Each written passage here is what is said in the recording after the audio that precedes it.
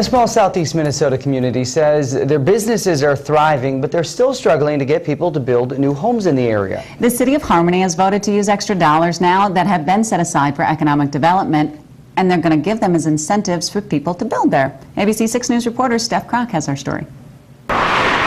The community of Harmony is used to having visitors with numerous tourist attractions. Well, Harmony has quite a bit. We have Niagara Cave just outside of town, and wood carving museum. There's the bike trail. What they're struggling with, though, is getting people to stick around long term.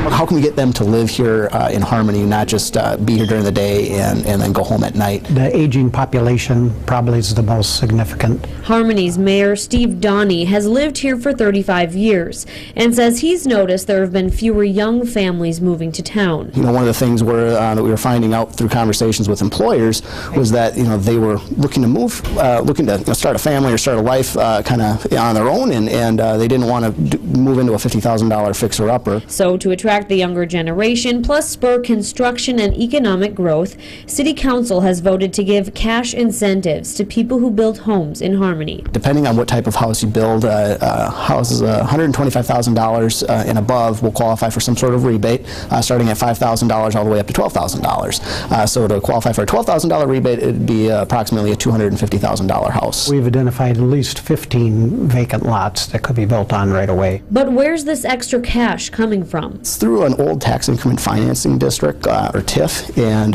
it was an old district that was set up in the 80s, and so when that was decertified a few years ago, we had some money that was returned to us as a part of that. That way it didn't have to come right from taxes. In Harmony, Steph Kroc, ABC 6 News.